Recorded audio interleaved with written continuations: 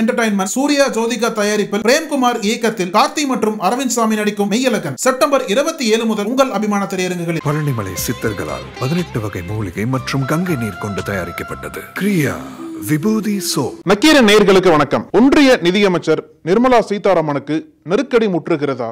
அவரோட அரசால கொண்டு வரப்பட்ட ஒரு திட்டம் அவருக்கு ஆபத்தா முடிய போகுதா அப்படின்ற கேள்விதான் இன்னைக்கு நாடு முழுக்க எழுந்திருக்கு. கர்நாடக மாநிலத்துல நிர்மலா சீதாராமன் மீது ஒரு எஃப்ஐஆர் ஃபைல் பண்ணப்பட்டிருக்கு. அந்த எஃப்ஐஆர் தான் இன்னைக்கு நாடு முழுக்க பேசு பொருளா மாறி இருக்கு. எதுக்கு இந்த எஃப்ஐஆர் ஃபைல் பண்ணப்பட்டது, இந்த வழக்கோட பின்னணி என்ன அப்படின்றத இந்த வீடியோல சுருக்கமா பார்க்கலாம். ஒன்றிய பாஜக அரசால கொண்டு வரப்பட்ட ஒரு திட்டம் தேர்தல் பத்திரங்கள் திட்டம். இந்த திட்டத்தை சமீபத்துல சுப்ரீம் கோர்ட் கான்ஸ்டிடியூஷனுக்கு எதிரானது அப்படின்ற ஒரு தீர்ப்பை கொடுத்து ரத்து பண்ணாங்க. இந்த திட்டத்தின் மூலமா அதிகமா பாஜக பலனடைஞ்சாங்க அப்படின்ற குற்றச்சாட்டு நாடு முழுக்க எழுந்திருக்கு இல்லையா? தேர்தல் சமயங்கள்ல பாஜக தேர்தல் பத்திரங்களை பயன்படுத்தி அதிகமா நிதியை வசூல் பண்ணாங்க, ஆயிரக்கணக்கான கோடியை பாஜக இதுல சம்பாதிச்சாங்க அப்படின்ற ஒரு குற்றச்சாட்டு இருக்கிற சமயத்துல இந்த தேர்தல் பத்திரம் முறைகேடு தொடர்பாக தான் நிர்மலா சீதாராமன் மீது ஒரு எஃப்ஐஆர் ஃபைல் பண்ணப்பட்டிருக்கு. நிர்மலா சீதாராமனை தாண்டி பல முக்கிய தலைவர்கள்லாம் இந்த வழக்குல சம்பந்தப்பட்டிருக்காங்கன்றது நமக்கு தெரிய வருது. இந்த ஆண்டு மார்ச் மாசத்துல கர்நாடகாவில் செயல்படக்கூடிய ஜேஎஸ்பி அப்படின்ற அமைப்போட இணை தலைவராக இருக்கக்கூடிய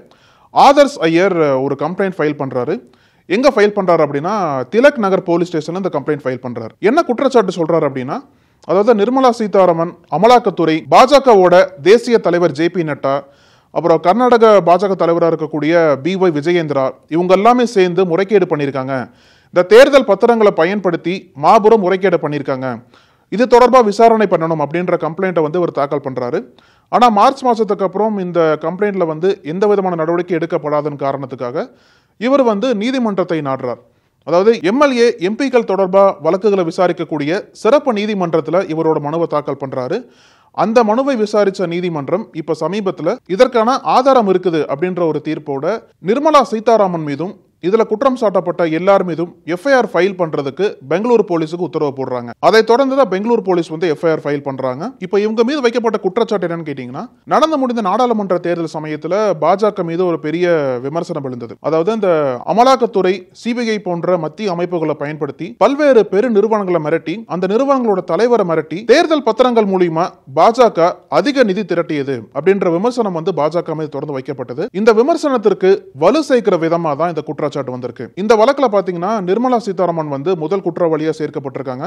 அமலாக்கத்துறை இரண்டாவது குற்றவாளியாகவும் ஜேபி நட்டா மூன்றாவது குற்றவாளியா சேர்க்கப்பட்டிருக்கிறதா செய்திகள் வருது. இதுல நிர்மலா சீதாராமனோட அழுத்தத்தின் காரணமாக அமலாக்கத்துறை பல்வேறு நிறுவனங்கள்ல ரைடு பண்றாங்க.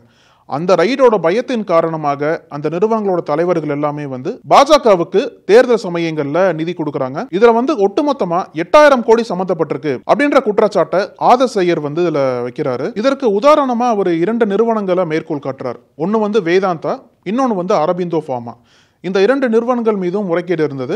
அந்த முறைகேடுகளை விசாரிக்கிறதுக்காக அமலாக்கத்துறை இந்த 2 நிறுவனங்கள் மீது ரைடு பண்ணாங்க. அந்த ரைடுகள் மூலியமா இந்த நிறுவனங்களோட தலைவர்களை அச்சுறுத்தி இந்த 2 நிறுவனங்களும் ரைடு முடிஞ்சதுக்கு அப்புறம் பாஜகவுக்கு தேர்தல் பத்திரங்கள் மூலியமா டொனேட் பண்ணாங்க அப்படின்ற தகவலையும் அவர் இந்த குற்றச்சாட்டோட தாக்கல் பண்றாரு. சோ ஆதர்ஸ் ஐயர் மேற்கொண்டு என்ன சொல்றாரு அப்படின்னா, எங்களோட குற்றச்சாட்டுல போதுமான ஆதாரங்கள் இருக்கு, வலுவான ஆதாரங்களை வச்சிருக்கோம். இந்த ஆதாரங்களை பரிசீலனை பண்ணதுக்கு அப்புறம் தான் நீதிமன்றமே நிர்மலா சீதாராமன் மீதும் இதுல குற்றம் சாட்டப்பட்ட பல தலைவர்கள் மீதும் எஃப்ஐஆர் ஃபைல் பண்ண சொல்லி உத்தரவு போட்டிருக்காங்க அப்படின்ற தகவலையும் பகிர்ந்துக்கிறாரு. இந்த வழக்கின் மூலியமா ஒரு பெரிய விவாதம் எழுந்திருக்கு. ஏற்கனவே இந்த குற்றச்சாட்டிற்கு வலு சேர்க்கிற விதமா அந்த வழக்கு இருந்ததுனால பாஜக அரசும் நிர்மலா சீதாராமனும் அமலாக்கத்துறையை அவங்களுக்கு சாதகமா பயன்படுத்துறாங்க அப்படின்ற குற்றச்சாட்டுக்கு இந்த வழக்கு வலு சேர்க்குது. ஏன்னா அந்த வழக்கோட சாராம்சம் என்னன்னா, நிர்மலா சீதாராமன் அவங்களோட அதிகாரத்தை பயன்படுத்தி அமலாக்கத்துறையை துஷ்பிரயோகம் பண்ணாங்க.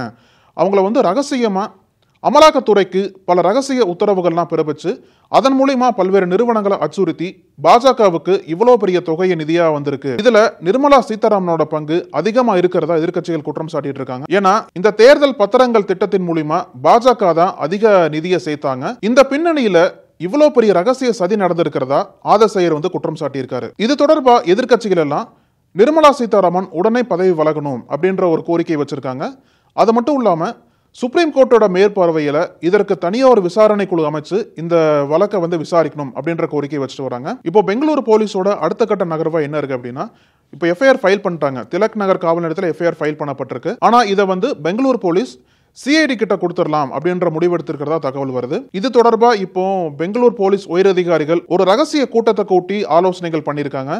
ஏன்னா அந்த வழக்கில் பல்வேறு தலைவர்கள் சம்மந்தப்பட்டிருக்காங்க. அது மட்டும் இல்லாமல் 8000 கோடி சம்மந்தப்பட்டிருக்கு அப்படின்ற ஒரு குற்றச்சாட்டு இருக்கிறதுனால இதை திலக் நகர் போலீஸால விசாரிக்க முடியாது. அதனால இந்த வழக்கை சிஐடிட்ட ஒப்படைச்சிடலாம் அப்படின்ற முடிவெடுத்து இது தொடர்பா நீதிமன்றத்தை அணுகி இந்த வழக்கு மாற்றத்திற்கான ஒப்புதலை பெறுவதற்காக பெங்களூர் போலீசார் முயற்சி பண்ணிட்டு இருக்காங்க. சோ இன்னும் 2-3 நாட்கள்ல இந்த வழக்கு மாற்றத்தின் தொடர்பா ஒரு அப்டேட் கிடைக்கும் அப்படின்னு சொல்லப்படுது. ஒரு பக்கம் பாஜக கர்நாடக காங்கிரஸ் அரசுக்கு தொடர்ந்து அந்த முத்தா முறைகேடு மூலமா நெருக்கடி கொடுத்துட்டே இருக்காங்க. சோ இப்போ இன்னொரு பக்கம் இந்த நிர்மலா சீதாராமனுக்கு அகைன்ஸ்டா வந்திருக்கக்கூடிய வழக்கின் மூலியமா காங்கிரஸ் அரசு பாஜகவுக்கு இந்த வழக்கின் மூலியமா அரசியல் நெருக்கடி கொடுக்கிறதுக்கு தயாராயிட்டு வரதா சில கருத்துக்கள் நிலவுது. நாம பொறுத்திருந்து பார்க்கலாம். இந்த வழக்கு தொடர்பா நிர்மலா சீதாராமன் இன்னும் அபிஷியலா எந்த விதமான ரெஸ்பான்ஸ் பண்ணாம இருக்காங்க. அவங்களோட ரெஸ்பான்ஸ் சட்ட ரீதியாகவும் அரசியல் ரீதியாகவும் எப்படி இருக்க போகுதுன்றதை பொறுத்திருந்து பார்க்கலாம். வேறொரு நிகழ்ச்சியில் உங்களை சந்திக்கிறேன். நன்றி. உங்கள் நக்கீரன் இதழில் கதாசிரியர், தயாரிப்பாளர், இயக்குனர் என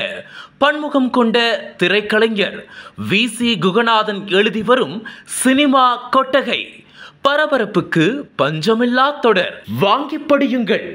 நக்கீரன். நக்கீரன் டிவிக்கு சப்ஸ்கிரைப் செய்யுங்கள். உங்கள் ஆதரவே எங்கள் பலம்.